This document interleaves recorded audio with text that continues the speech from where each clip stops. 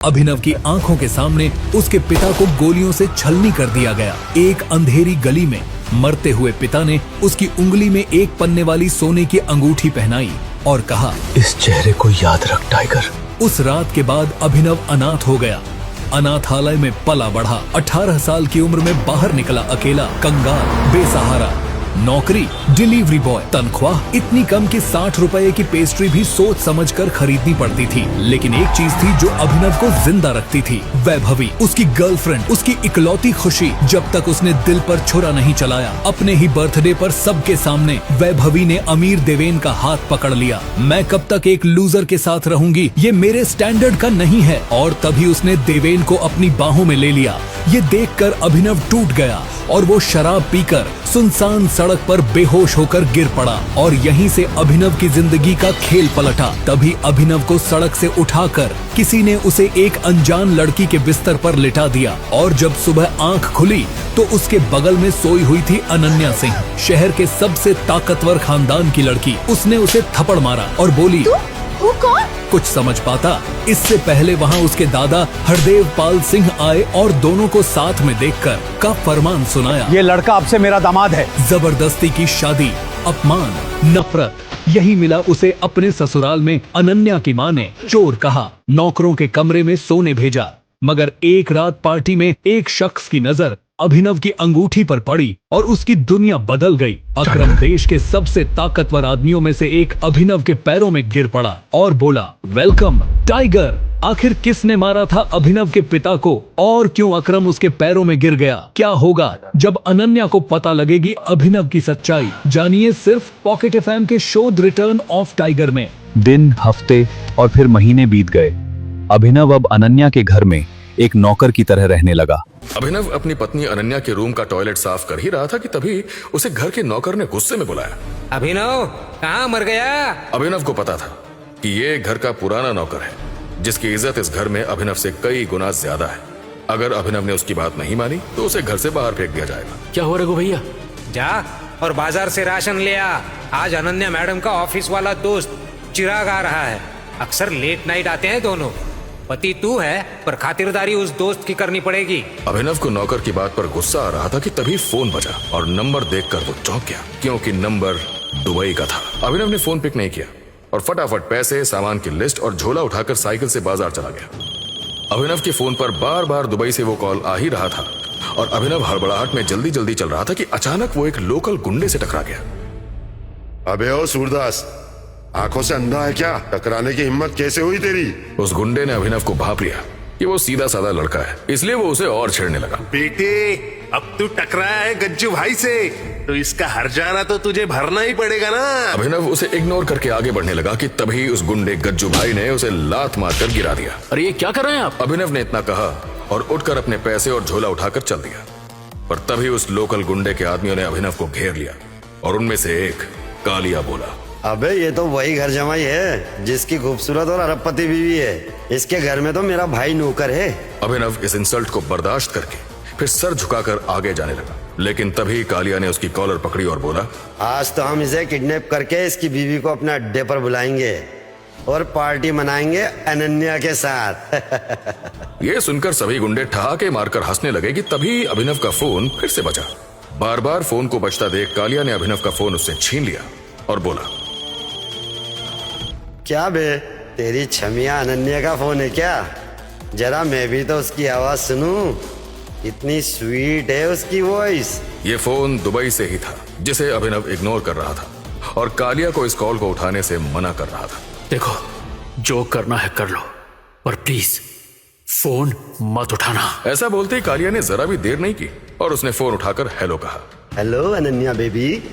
पर इसके बाद उस फोन पर कालिया से सामने वाले ने जो कहा उसे सुनकर कालिया थर थर कांपने लगा और पसीने पसीने होकर अभिनव के सामने लोट लगाकर बोलने लगा, मेरे बाप, मुझे माफ कर दो, मैं आपको पहचान नहीं पाया। कालिया के ऐसा बोलते ही सारे गुंडे अभिनव के सामने नतमस्तक हो गए कि तभी धूल उड़ने लगी और सबने आसमान में देखा कि एक हेलीकॉप्टर नीचे उतर रहा था। और तभी अभिनव ने कहा, उफ, मना क्या था, फोन मत उठाओ, अब पता चल गई ना उन्हें लोकेशन। इतना कहते ही अभिनव उनमें से एक गुंडे की बाइक लेकर निकल गया और हेलीकॉप्टर आसमान में मंडराता रहा। आसपास के लोग खड़े होकर यही सोच रहे थे कि आखिर जिस साइकिल से आने वाले गरीब लड़के को सब परेशान कर रहे थे, अचानक उसके सामने इतने बड़े गुंडे क्यों जिंदगी की भीख मांगने लगे? क्यों फोन उठाते ही हेलीकॉप्टर आ गया? इस कहानी में अभी हैरत अंगेज राज खुलने बाकी है और हजारों की कहानी को फ्री में सुनते रहे। सब्जी मंडी से जैसे ही खाली हाथ अभिनव घर पहुंचा तो नौकर रघु फिर से चिल्लाया, क्यों बे अभिनव, तुझसे एक काम का कहा था वो भी नहीं कर पाया, खाली हाथ आ गया। अभिनव, बाजार से सब्जी लाने का काम तुमसे नहीं होता तो मेरे रूम के जाले साफ कर दो ना। शायद तुम्हारे नाजुक हाथ उसी काम के हैं। अनन्या अभिनव से जल्द छुटकारा पाना चाहती थी और उसे सबके सामने जलील करके वो खुद चाहती थी कि अभिनव ही उसकी जिंदगी से चला जाए कि तभी अनन्या को उसकी फ्रेंड का कॉल आया। हे अनन्या, तू खंडाला अकरम सर की पार्टी में आ रही है ना? अपने कॉलेज के सारे फ्रेंड्स वहाँ आएंगे। यार काजल, मेरा मूड नहीं है। अनन्या, माफिया किंग अकरम सर का इनविटेशन है, ना कहने का ऑप्शन ही नहीं है। तुझे आना है और हम सब अपने हस्बैंड के साथ आ रहे हैं। तुझे भी अपने उस घर जमाई को साथ लाना है। तुझे उससे छुटकारा पाने के लिए मौका मिल जाएगा। वहाँ माफिया वर्ल्ड के कई लोग आने वाले हैं। यस, अभिनव को रास्ते से हटाने का यही सही मौका है। यस काजल, मैं अपने उस निठल्ले पति को लेकर आऊंगी। अभिनव ये खड़ा सुन ही रहा था कि तभी फिर से उसका फोन बजा और स्क्रीन पर दुबई का नंबर देखकर अभिनव घर से बाहर चला गया कि तभी अनन्या काजल से बोली, मेरे नालायक पति को उसके किसी गांव वाले फ्रेंड का कॉल आया था शायद। चल मैं उसे लेकर आती हूँ अपना ड्राइवर बनाकर।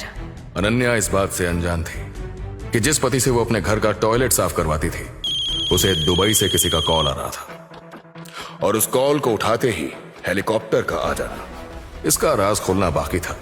और अब खंडाला में कुछ ऐसा होने वाला था जो अनन्या के भी होश उड़ा देगा। अगले दिन अनन्या अभिनव को लेकर कार से खंडाला आ गई कि तभी होटल को देखकर अभिनव की आंखें फटी की फटी रह गई और अनन्या बोली, तुम्हारे खानदान के शायद तुम एक लौते ऐसे इंसान होंगे जो इतनी बड़ी होटल में पैर रख रहा है। ये कहकर अनन्या होटल के ओपन एरिया लॉन में चली गई। अभिनव भी अनन्या के पीछे चलता है कि तभी वहां अनन्या के कॉलेज के बिगड़ैल रईसजादे दोस्त उसे मिले और उनमें से राज नाम का घमंडी लड़का जो अनन्या पर पहले से ही लाइन मारता था, उसने अनन्या को नीचा दिखाने के लिए कहा, हे अनन्या, तुम अपने हस्बैंड की जगह पे अपने नौकर को साथ में लेकर आई हो ट्रिप पे? यही है मेरे हस्बैंड अभिनव। अभिनव के सिंपल से कपड़े देखकर अनन्या के फ्रेंड्स और उनके हस्बैंड मुंह बनाने लगे और आज जो होने जा रहा था उसका उन्हें अंदाजा भी नहीं था।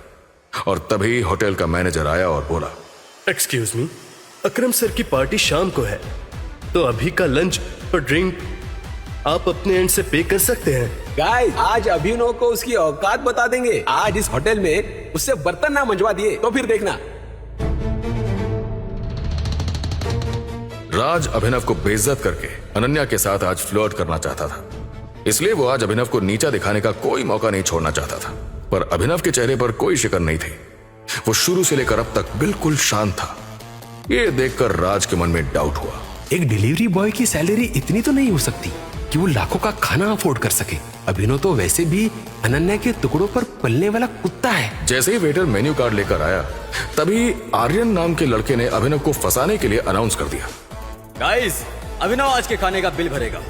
नो, मैंने ऐसा नहीं कहा था। Hey guys, let's clap for Abhinav. 6,000 रुपए पर मंथ की सैलरी वाला द ग्रेट अभिनव, जो आज हमारा लाखों का बिल पे करेगा। अभिनव को समझ ही नहीं आया कि ये 1 मिनट में अचानक से क्या हो गया। हे राज, तुम तो बॉक्सिंग के चैंपियन थे कॉलेज टाइम में। क्यों ना अभिनव से तुम्हारी एक फाइट हो जाए? खाना आने तक तुम लोगों का एंटरटेनमेंट भी हो जाएगा। ये सुनते ही सबके कान खड़े हो गए।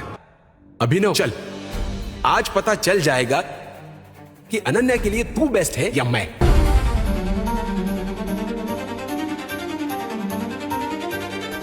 अभिनव जवाब तो देना चाहता था पर उसने दांत पीसते हुए बॉक्सिंग रिंग में कदम रखा।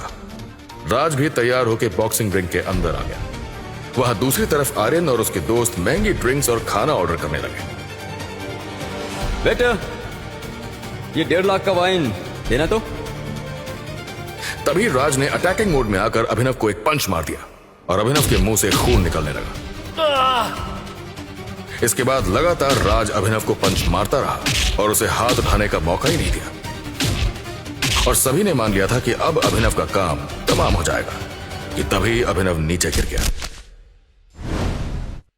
बस भी करो अभिनव, हार मान लो और बाहर आ जाओ रिंग से। अनन्या के इतना कहते ही बॉक्सिंग रिंग के बाहर रखा अभिनव का फोन बजने लगा।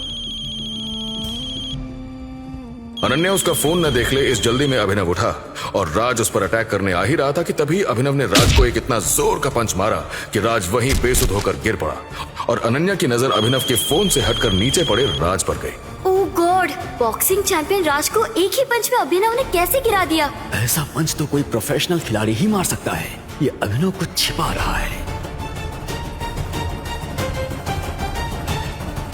तभी अभिनव बाहर आया और उसने अपने फोन को उठाकर अपनी जेब में रख लिया कि तभी राज को होश आया और वो चुपचाप आके अपनी सीट पर बैठ गया।